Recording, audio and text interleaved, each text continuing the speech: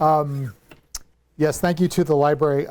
I will tell you in fairness that there is really no right pronunciation to my last name. That every Doiron I know pronounces it a little bit differently.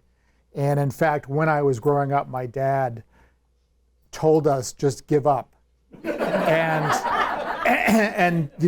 do I run. Tell people that's how you pronounce it. But as I got into my 20s, I started noticing that my great aunt, my mame, who was really my closest thing I had to a grandmother, pronounced it Doiron. And so I decided, well, I'm going to try to go closer. She's the old one. I'll go in her direction. And so I just sort of settled on Doiron. Anyway, that's either here or there.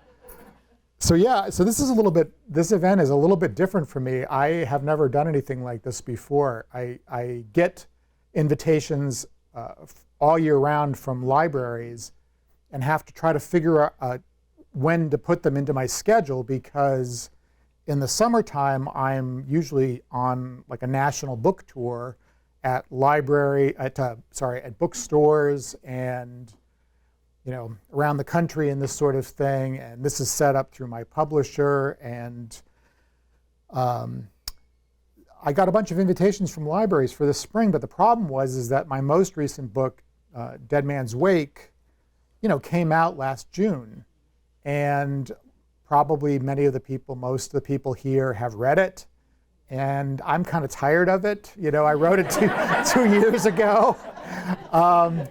But I recently finished this book, and this is what I'm excited about, right? So I approached my publisher and I said, these are called ARCs or ARCs or galleys, and they're essentially the unproofed version of the book that gets sent to book reviewers and bookstores and libraries to entice them to show interest in the book. So I asked my publicist, I said, can I get some extra copies of these? And I came up with this idea of visiting 10 Maine libraries and at each one of them reading from this new book and giving away a copy to somebody in the audience. So I hope everybody who's here managed to get a raffle ticket. Yeah? Good. All right. So and at the end of the event, I will draw it. Hopefully somebody here will be very excited to get it. And if not, give it to somebody who is, please. Oh, and I also just wanted to add a little something to what Josh was saying about what Kelly is doing with the pre-orders outside. So she and I have been friends for longer than you would believe. What's going to happen is the book will actually get shipped before the publication date, and she will get it. I am going to go to her house, and I am going to personally autograph the copies that you pre-order today. She will get them in the mail probably that afternoon. She's amazing. And you will likely get the book before everybody else does. So that's a strong incentive for you to buy it today, rather than having to chase me around all summer trying to get me to personally autograph it. So anyway, I would encourage you to think about that. And of course, she has my other books there, which, needless to say, to make any sense of this book, you need to read all of the other ones. Preferably in hardcover. No, I'm just kidding. Actually, the paperbacks are the ones that have all the corrections where we fixed all the typos, etc. But anyway, so what's going to happen tonight is I am going to read to you an excerpt from Pitch Dark, and then I'm going to take questions from you. As I always say about the question and answer section of these programs, I will answer any question within reason, except for why did you make so-and-so the killer in the Bone Orchard? Because these are mysteries and we don't want to spoil things. So afterwards, when I am signing things out in the hallway, if you really need to know why I made so-and-so the killer in the Bone Orchard, come up to me and whisper it. I will try to remember. I've written 15 books. They're starting to get a little cloudy in my mind about why I did what, but I can probably come up with some answer for you. So that's that. Let's see.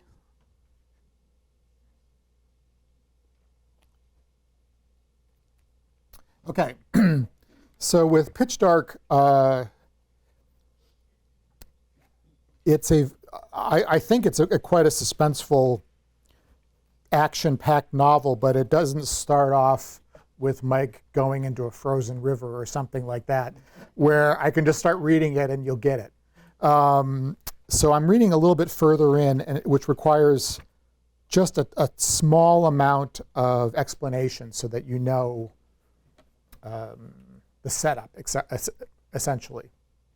And I'll try not to give away, to spoil too much myself about what's going on in Mike's life, so that if you haven't caught up, you're not going to be, feel like you've missed something here. Essentially, this book begins, it's the first week of May, and Mike is at home, and he gets a phone call from a district warden, young guy, just his first assignment up in Rockwood, which is near Moosehead Lake. His district sort of goes over towards Jackman and the Canadian border. And this guy has a conundrum.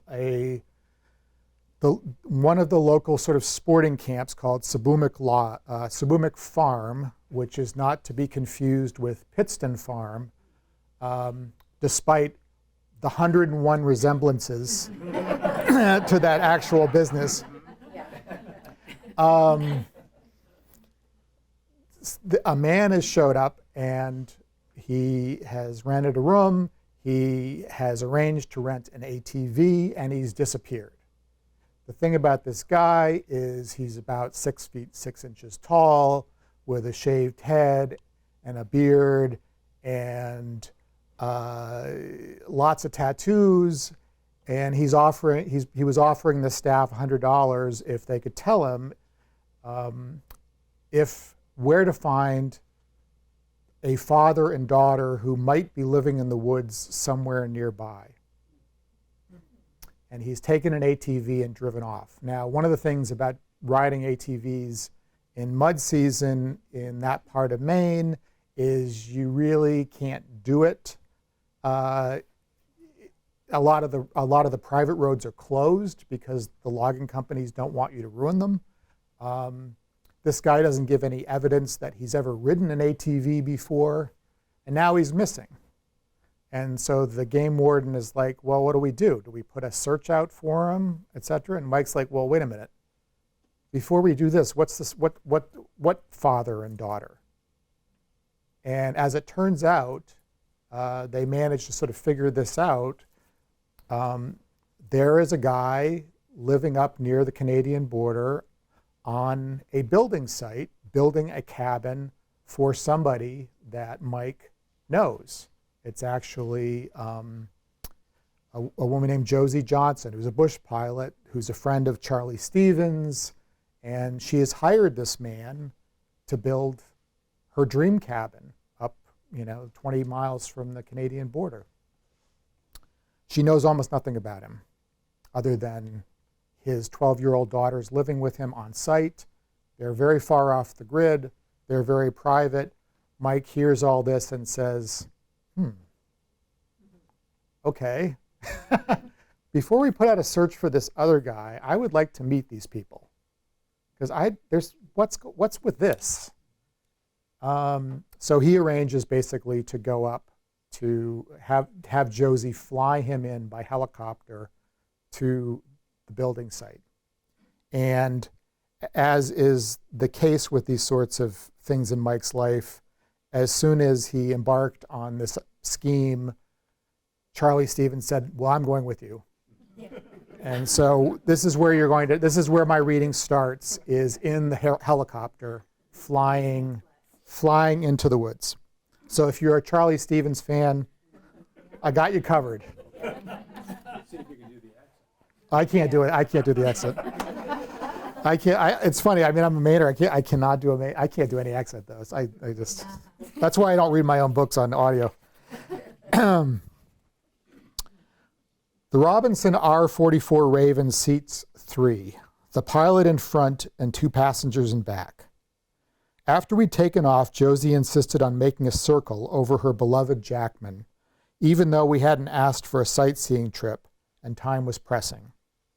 The meteorologists were forecasting that the next storm would come roaring out of Canada shortly before dusk. I glanced at my watch, an old Marine master. Noon had come and gone. We were all wearing headsets, and Charlie spoke through the mic connected to the intercom. I see the lumberyard is a going concern.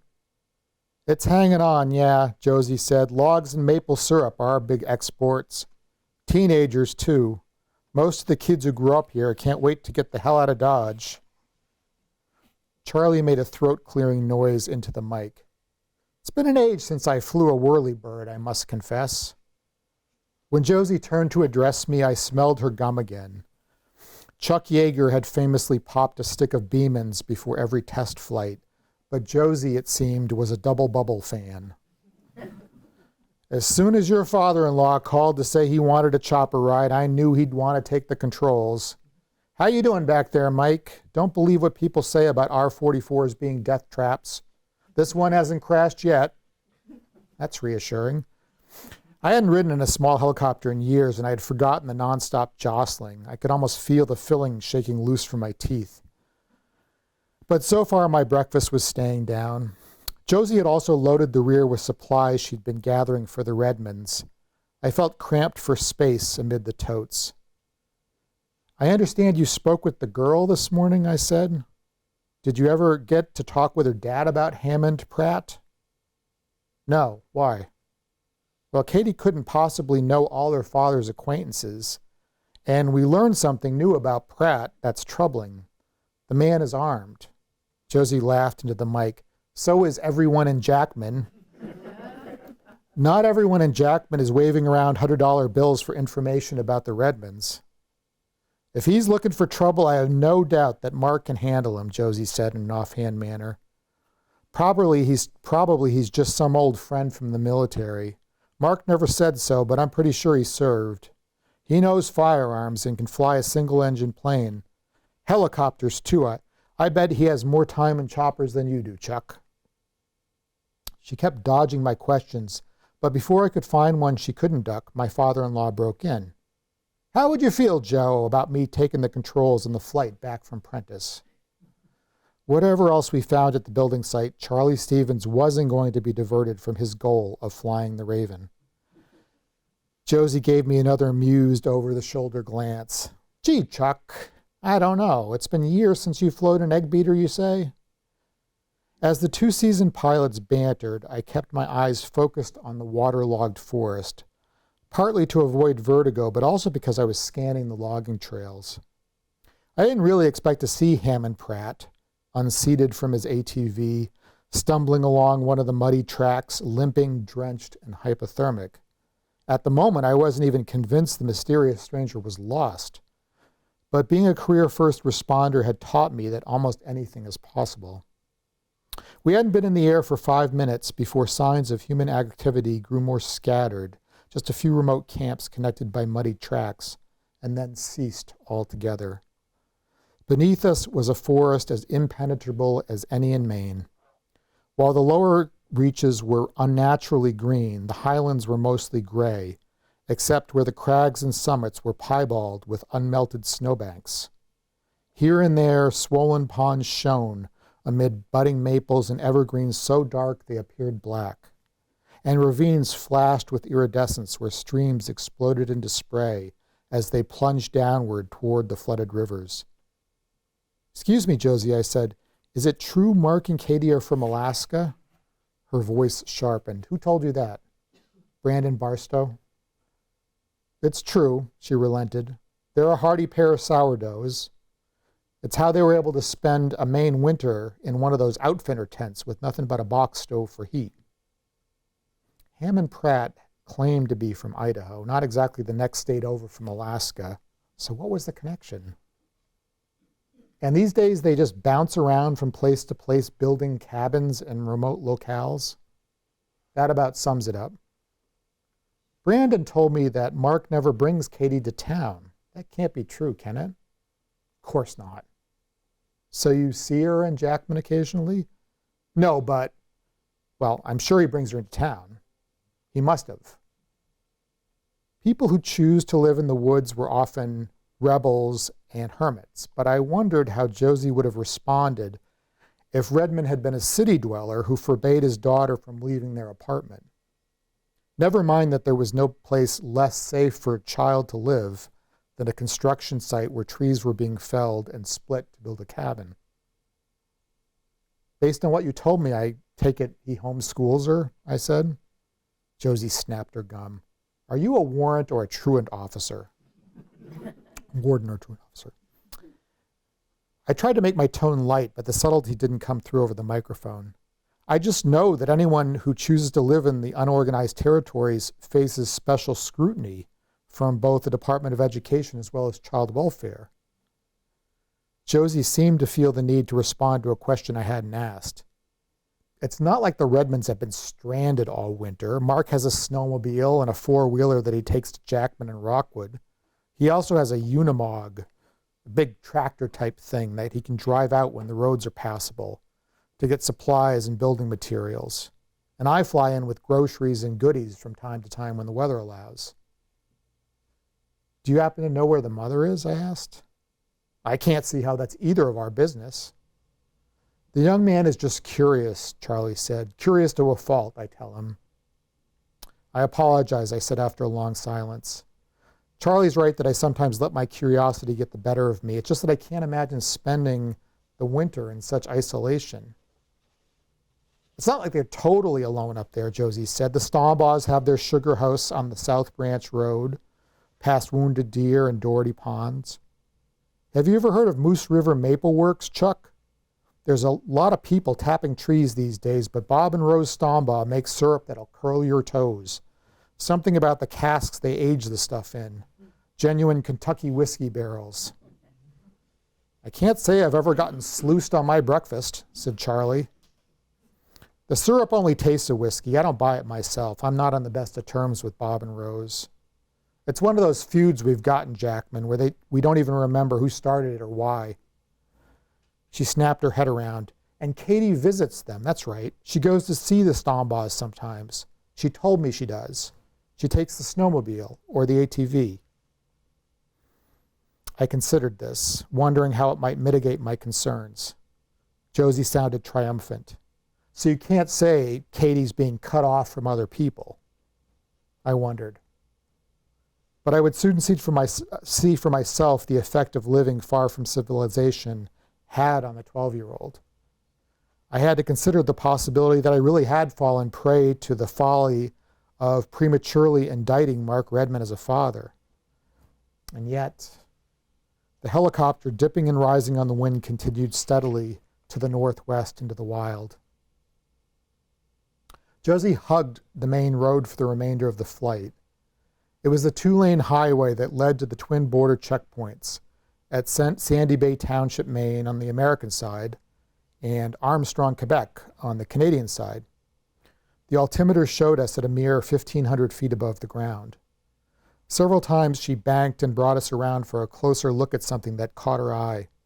It wasn't obvious to me what that something was.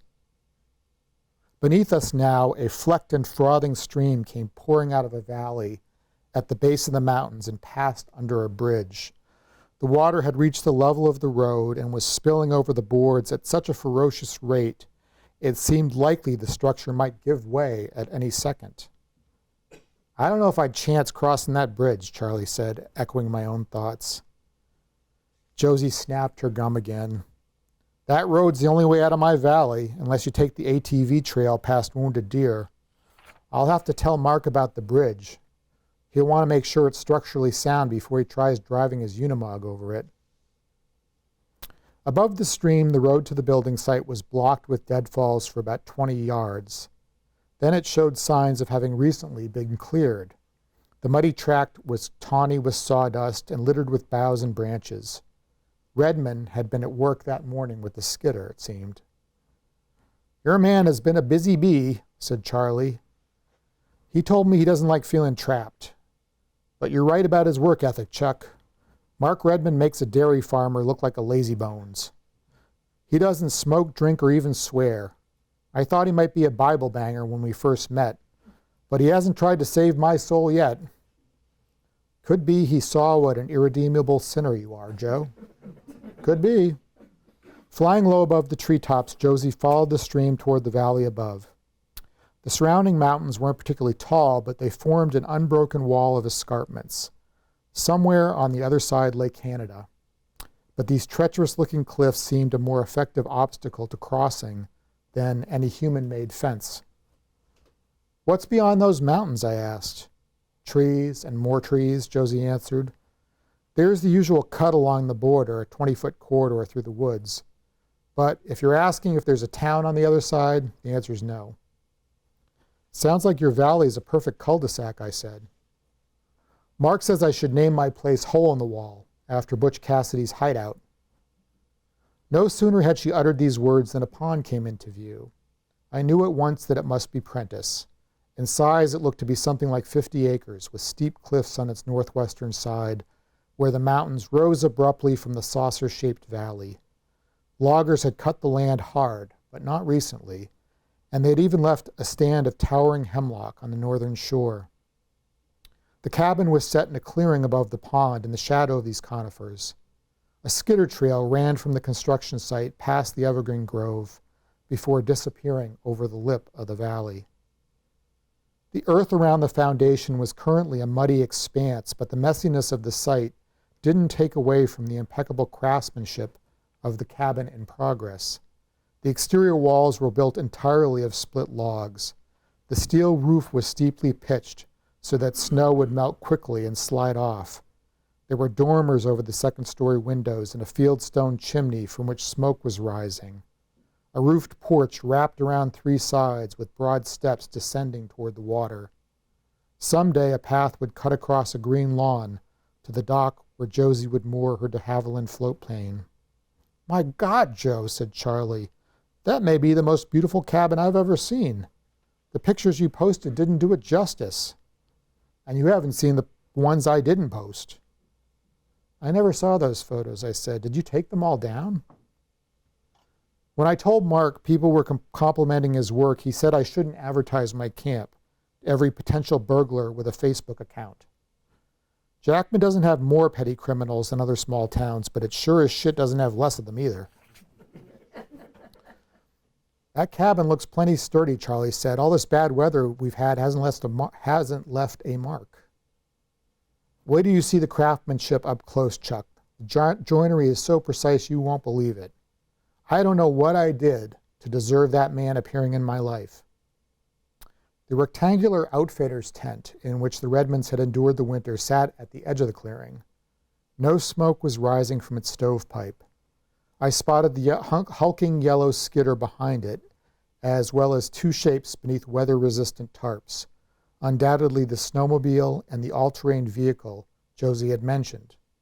There was no sign of the monster Unimog, though. I wondered where the Redmonds might have gone. By now they would have heard the engine roar of the chopper. Was there another way out of here that Josie had failed to mention? In my experience, every bolt hole has at least one secret exit. Then a solitary figure appeared at the tent entrance. Katie Redmond stepped through the door flaps and stood barefoot in what must have been tone-numbing mud. Josie had described the 12-year-old girl in glowing terms, almost as a surrogate granddaughter. But the small, bespectacled face staring up at us didn't display happiness or expectation. It looked as tight as a fist. And that's where I'm going to stop, I guess. Oh, good, thanks. That's what I want to hear. Some books are tougher than others to read from because it's like stuff starts to happen, and it's like I don't want to give it away, and anyway, so yeah, hopefully you get a sense of at least the setting in this, sort of the overall. Okay, here's what Mike is arriving at. He thinks it's one thing. Is it what he thinks it is, or is it something very, very different from what he's expecting? One thing I need to mention going forward when I do more of these things is that so Josie refers to Charlie Stevens as Chuck. Yeah. And Mike at one point says that he has never heard anyone else refer to Charlie as Chuck. And so that's a little one of my many back and forth in jokes with my friend CJ Box, whose name is Chuck. So let's see. I guess that's all I need to tell you about Pitch Dark for the moment. So yeah, I will open it up to your questions. As I say, please no spoilers. If you can avoid it, I'll cut you off. I have a couple of unrelated questions. First, Hatchet Island. Yep. I spent a lot of time on the water, and I could swear that Pond Island, mouth of the Kennebec, is the model. Can you confirm or deny that? There are several. So Hatchet Island is the book. I don't even know, what is it? It's my 13th book. And it's one of the offshore books. It's not a real island, but it's a composite of several islands, and I won't confirm which they are. Well, some of them do have residents on them. Others don't. For instance, Hatchet is also based on Hurricane Island. That was an old quarry island. And now Outward Bound is no longer there. They used to be there for many years. Incredible. If you can ever get out there, though, it's a really cool spot, Hurricane. So the second question is, when you describe, for example, the construction, the lake, what it looks like, that sort of thing, you have, since you know Maine, you have a picture in your mind's eye and you describe that, or you take a place and go there, much as a painter would, and say, oh yeah, I'm going to paint this.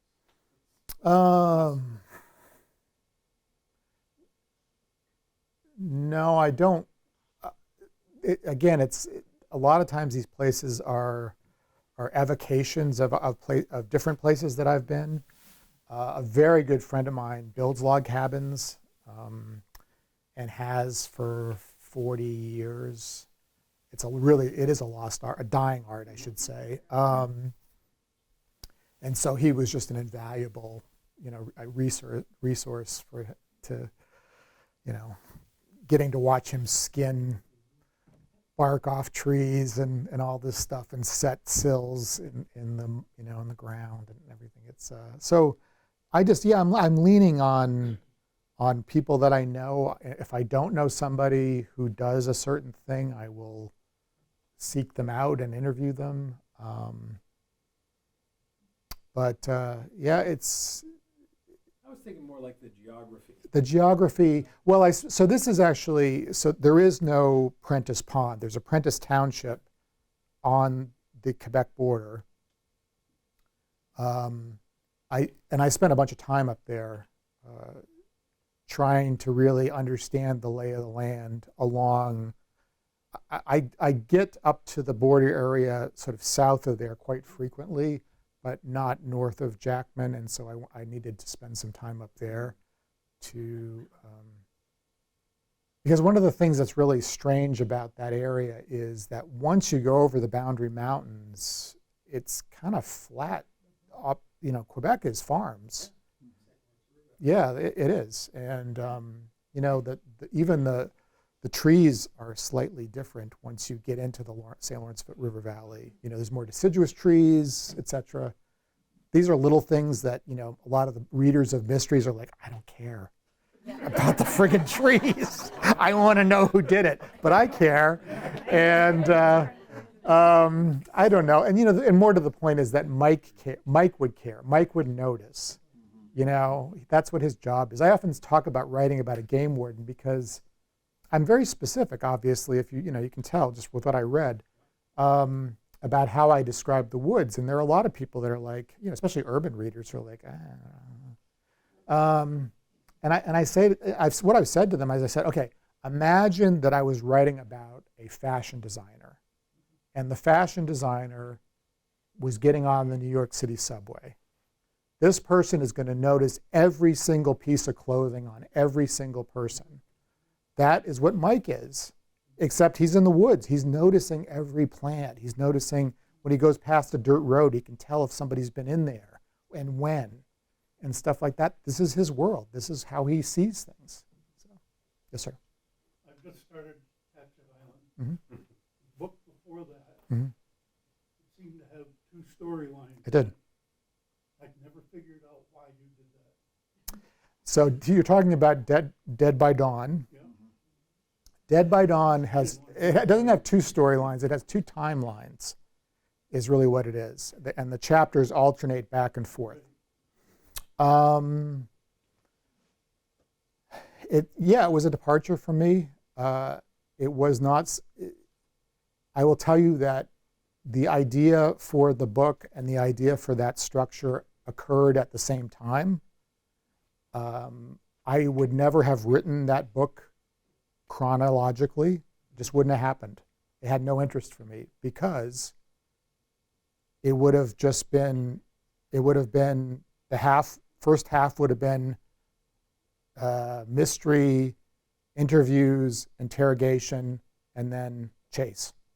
Second half is all chase. And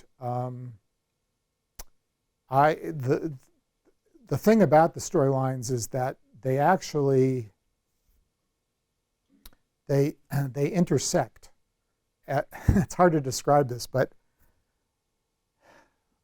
the second to last chapter of that book leads to the first chapter of the book. It's this very strange thing where I don't know, somebody needs to map it out for me so I can see it. But I knew what I was doing at the time, and other people seem to have. It's definitely, I would say it and The Poacher's Son are by far the most popular of my novels and critically acclaimed as well. Yes, and back. I love the Charlie Stevens character and how he will help Mike, who's often conflicted. Did you have a composite, or I mean, I've met Charlie Stevens all over Maine. Yeah. And Yeah, Charlie is sort of, you know, The Poacher's Son it's about Mike's two fathers, essentially. His real father, who is a piece of work, to say the least, and this guy who sort of drops into his life, who's really the father he should have had, the father who he deserves. And Charlie is based upon a number of mentors that I've had in my life. I was not Mike Bowditch in my 20s, but I bore a strong resemblance to him. And I was very fortunate along the way when I was kind of lost at times in my life to sort of run into these guys, old guys, who just, you know, for what I was eager to learn from them, and they appreciated that, and they took me under their wing, and they were fascinating men who taught me about what it means to be a man. You know, the whole sort of debate about what masculinity is aside,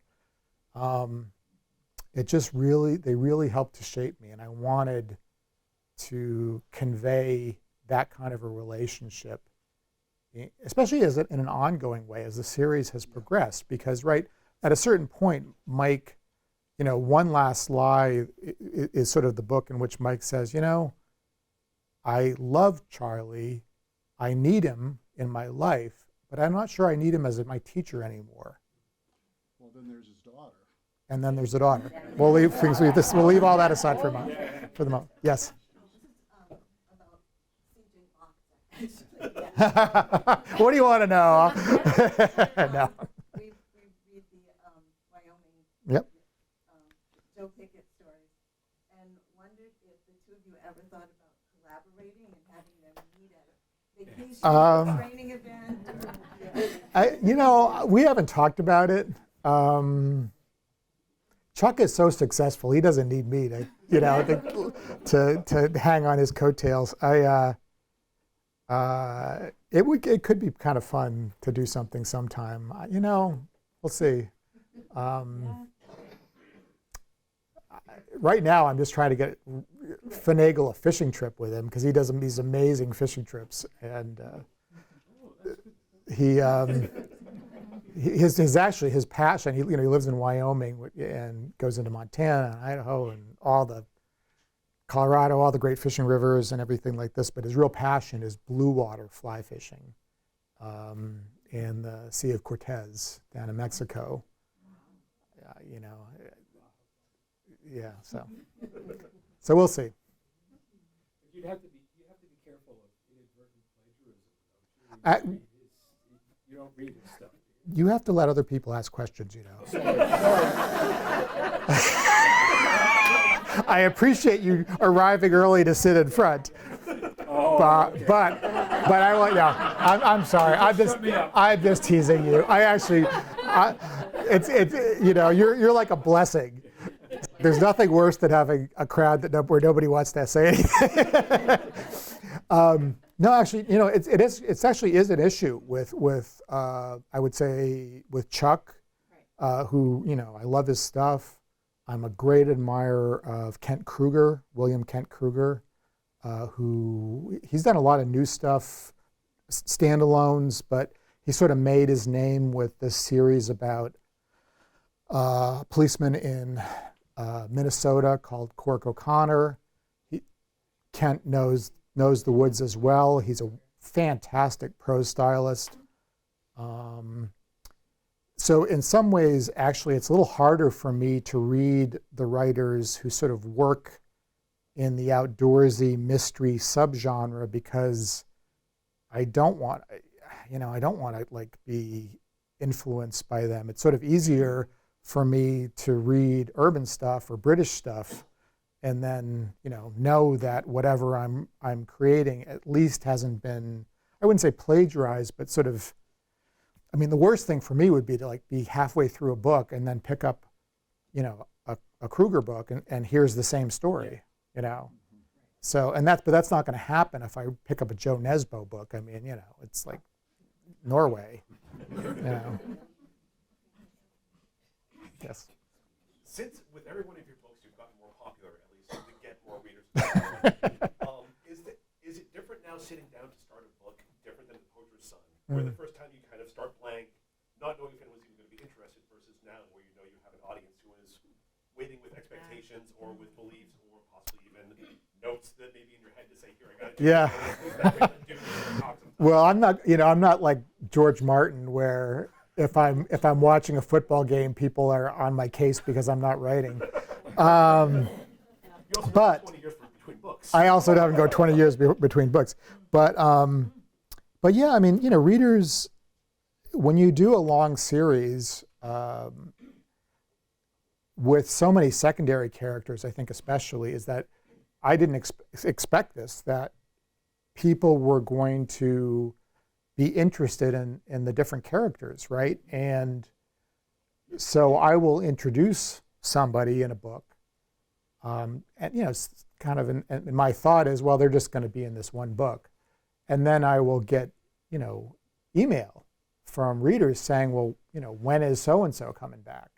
I loved them, and the great example that I always use about this is the wolf. The wolf appears in Widowmaker. At the end of Widowmaker, if you've read it, I thought I had it all sort of, okay, that's the end of the wolf. And everybody sort of immediately, the book came out and it's like, when's the wolf coming back? When's the wolf coming back? And I'm like, no, the wolf is never coming back. Until actually I started to soften on that. Not because I wanted to satisfy you, but because but because I began to see what I saw a way to do it. I saw what it might represent in Mike's life and his growth as a person. And yeah, but that's the thing, is that I don't start a book feeling like the weight of the world is on my shoulders. I mean, I don't. I try to just, something is motivating me. I just try to go with it at the beginning and say, well, because ultimately at the end, when I've had sort of moments of doubt and everything, I have to remind myself, hey, I got here by trusting my instincts. And so I just, when I'm a little bit confused, when I'm sort of hearing too many voices, too many emails about what somebody wants me to do, I just need to be true to myself. And, hopefully that will continue to result in books that people, want to read. So, yeah, that's how I go at it. Yeah. Couple of questions. Sure. How did you start out using a game warden as your main character? Oh, yeah, I'm sorry. I should have been doing that from the beginning. So how did I choose a game warden as my main character? There's so many ways I can answer this question, but I will try to give the short version, which is that I've known that I wanted to be a novelist since I was a pretty small person, and I ended up going to Yale, where I majored in English and became a very snobby reader. And my girlfriend, who eventually became my wife, when we met, said, she was always reading contemporary mysteries, and said, you would like these. And I'm like, where's my Cormac McCarthy? But I picked a few of them up, and I just fell in love with them. I had been a mystery reader when I was a teenager, preteen, and what I loved, but also not just mysteries, I would say, but sort of that whole 19th century style of storytelling, where it used to be that like writing a page turner was a good thing. Right now, it's seen as like slightly, oh, it's just a page turner kind of thing, But like Robert Louis Stevenson, I love him. It's like what happens? The guy's kidnapped. And so it was that kind of, that's what I found in the mysteries. Was like, hey, I want to write something that has people turning pages.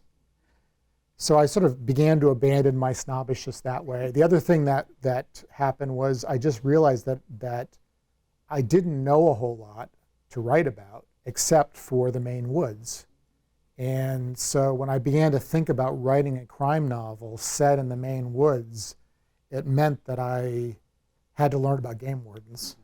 And if you had told me 20 years ago that I was going to spend the rest of my life like handcuffed to the Maine Warden Service, I don't know. I like them quite a lot, but I didn't see it coming either. So you had another question too.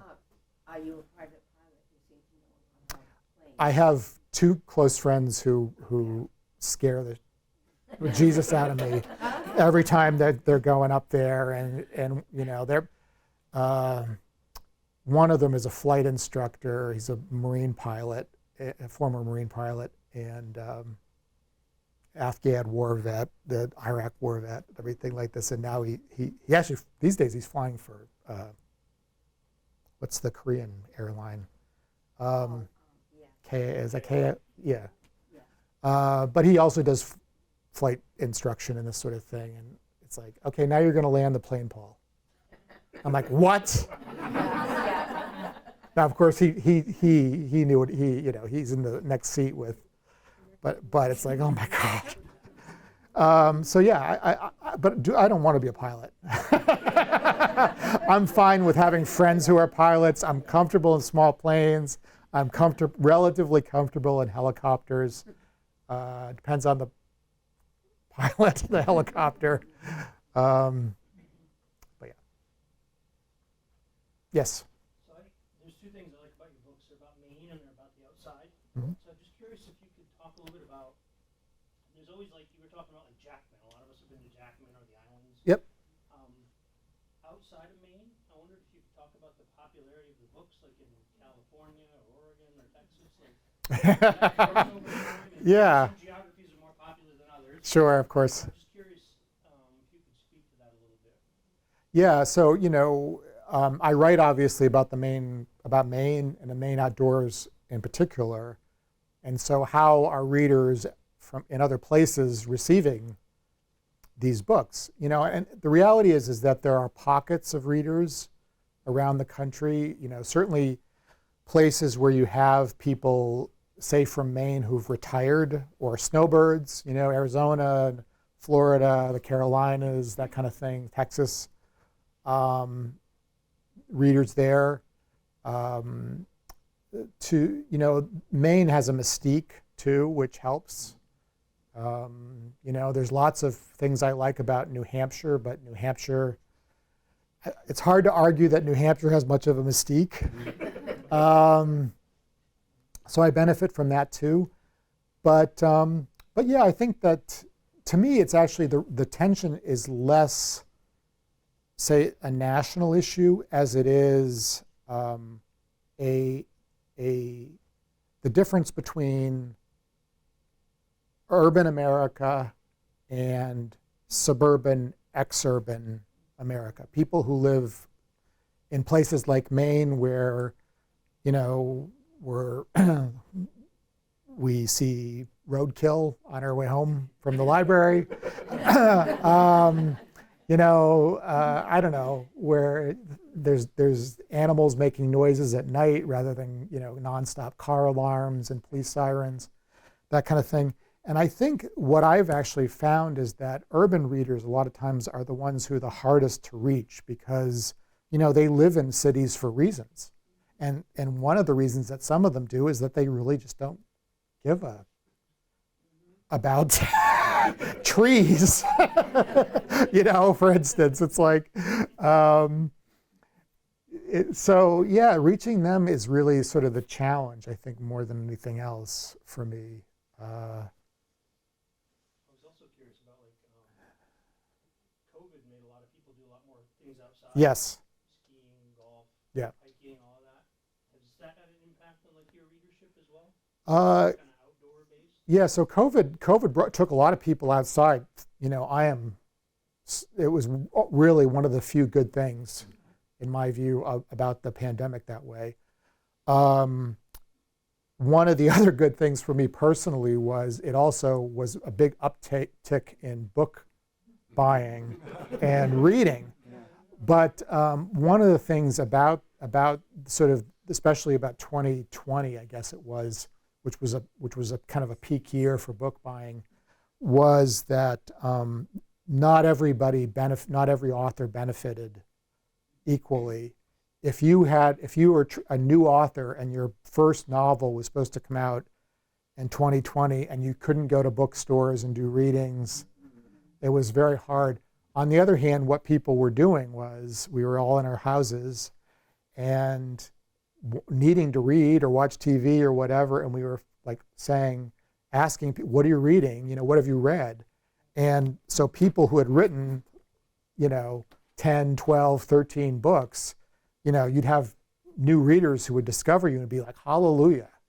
There's 15 books in this series. I know what I'm going to be doing for the next, few weeks. And so I had a good year that year, but I knew plenty of writers who just really, it was a hard one for them, so.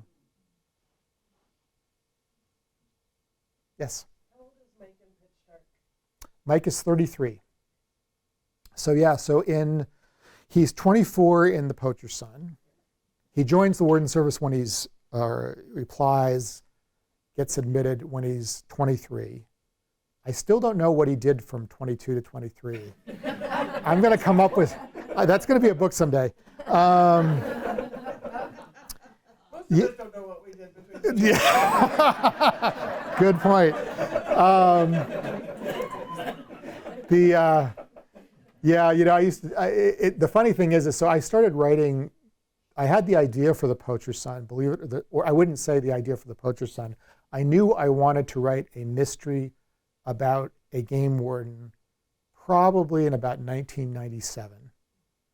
I started writing the book, Poacher's Son, I think in the year 2000, and I finished it in 2006. So when I was working on, between the time that I sort of conceived of the book, started working on it, Mike and I were, I won't say we were the same age, but we were very close in age, closer in age. And I am getting so much older, so much faster than he is. It's like, what happened? But, you know, quite honestly, I don't want, I'm glad that I've kept him younger, because it just, you know, I'm a huge fan of authors like Michael Connelly, James Lee Burke. But, you know, Michael Connelly, you know, Harry Bosch. Yes. I mean, the guy should have a walker by now, you know?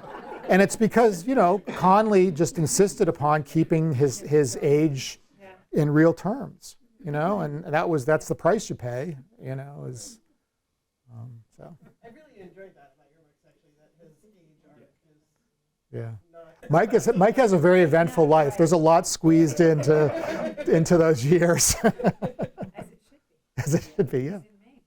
And young. Yes, sir.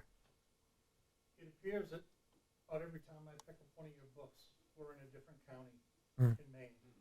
Is that intentional, and do you plan on hitting every one? You know, you're coming up on book 16. Yeah. Oh, that's true. Well, I think I haven't hit them all anyway yet. I have a few more to do. So yeah, so when I first came up with the idea for the series, when I knew that it might be a series, my initial thought was, oh, I know what I'll do. I will set a book in every month of the year, because a game warden's job changes from month to month. You know, November is deer season. The beginning of December is, you know, there's muzzleloader hunting, and then not much, you know, unless you're up north where now maybe snowmobiling is starting up or whatever it is. So I thought, you know, okay, that can be a way that I can, you know, if I'm lucky, I will write 12 books, and I'll cover all 12 months, and then I got a contract for a 13th novel. And I'm like, well, what do I do there? So now I'm doing the months again. And then there was another period where, like, oh, well, maybe I'll do a new county every book. And as you say, I'm closing in on 16. I have a contract. My current contract sees me through 19 books. Oh, thank you. So that's not going to work either. Yeah, Mike. I have one that has the beginning. It begins in Florida, which was fun. The Adirondacks would be cool. So the one county that I'm really struggling with is York. And it's not because I don't like York County. It's just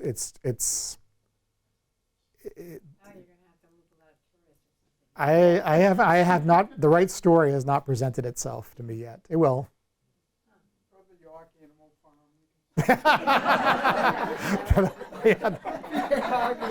Well, you know, so tomorrow night I'm doing this event at the York Public Library. So I don't know. I'm not sure if I'm going to actually tell them that. On the other hand, maybe they're going to have a bunch of ideas afterwards. So I guess so. As time is kind of running out here, let me have one more question, and then I will move outside and sign whatever you might buy, or if you want me to sign your cast, I'll do that too. And back, yeah. How do you, and this CJ Box and anybody else who writes all these series, how do you keep track of all the characters? Do you have a bulletin board? Oh, so if you're writing a series, how do you keep track of all the characters and everything else? So when I first started, I was probably 4 or 5 books into the series, and my friend, the author, Julia Spencer Fleming, who writes a series, said to me, "Oh, Paul, do you have a Bible yet?" And I'm like, "You know, mean like King James?" Or and she said, "No, you need to have like a Bible of your series about where you have recorded each of the characters and like what color are their eyes, how tall are they, the last time you wrote about them, what were they doing? Do they have 2 kids or 4 kids or a dog, a cat?" And I said, "Julia, I got it. I can keep all that stuff up there." No. So if you want to get an idea about sort of what I have, just a small sense of what it's like for me to try to work with all this stuff, go to my website, which is just my name.com. And at the top, you'll see something called the Character Guide. And it was actually a document I started for myself, kind of a gesture in Julia's direction, just recording the names of all the characters that I had mentioned in the various books, and like where they were, what they did. And it was, it was kind of just, it was a way for me to keep track a little bit so that I didn't reuse names. That was a big piece of it. Well, I update it now after I finish every book. And I haven't like actually gone through and counted, but I mean, there's probably 200 characters there now. It's just, sometimes I will scroll through it and I'm like, wow. So I have to, but there definitely comes times where I'm like, okay, if I'm bringing back Kathy Frost, where was she the last time I left her? So that's sort of the downside of writing a series is keeping all that stuff straight. I mean, the good thing about writing a series, in addition to the fact that people get invested in it, is when you write just like a new novel every time, just like a standalone novel like my friend Monica Wood does, you're inventing everything from scratch, from the beginning. But I don't have to do that. I mean, with me, I know who the major characters are. I write from Mike's point of view. I know what Mike sounds like now, at age 33. There's a lot that's sort of already determined for me, so I can just kind of get right into storytelling. And that's just really a lot of fun for me. And I always say, too, that, okay, I'll take your question, too, is that as a reader, I think I get a sense if the author is having fun when they're writing the book. Yeah. Like, if they're really phoning it in, I can tell. Yeah. And very often that's the case with authors who've written a series for a long time, is you can just feel, it's like, oh my gosh, another one. And I really try to find ways to make every book fun for me, feeling like if it's fun for me, it's more likely to be fun for you. So hopefully that's true. Okay, last one. So, Joe Pickett. Yeah. And on the big screen. Yes. Unless I've missed something, is Mike Bowditch ever going to be? I don't know. So the question is, is Mike ever going to be adapted for the screen, either television or movies? Ever since the first book came out, Hollywood kind of periodically comes calling. It's a weird industry. It's going through a real crisis at the moment. things have seemed to become close and then they go away. I think one of the things I've decided is, well, and I also feel like I would rather have no adaptation than a bad one. So that has, I've said no to some things for that reason. I don't know. In general, my own opinion is that something will happen with when somebody who has some connection to Maine and has some real power in that world comes upon the books and falls in love with them and says, I can see how to do this. That's really what needs to happen. It's not high concept. It's not easy to shoebox, It's going to be somebody who sort of sees beneath the surface of, Game Warden, Maine, into why the books are different from things that they seem similar to.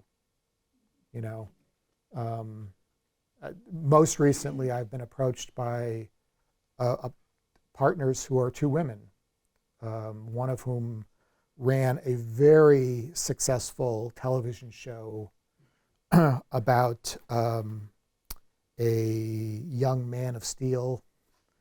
I don't know if anything's going to materialize with them, but the idea of having two women bring Mike to the screen really excites me, actually. I like the fact that I'm sort of sick of the Yellowstone machismo stuff. It's like, all right, we need an action scene. Here comes some bikers so that the cowboys can beat up.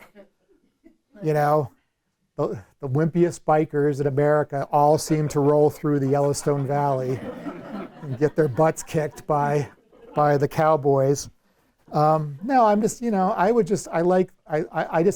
want it to be different. Yeah, different, unique. So anyway, thank you so much, everybody, for coming out.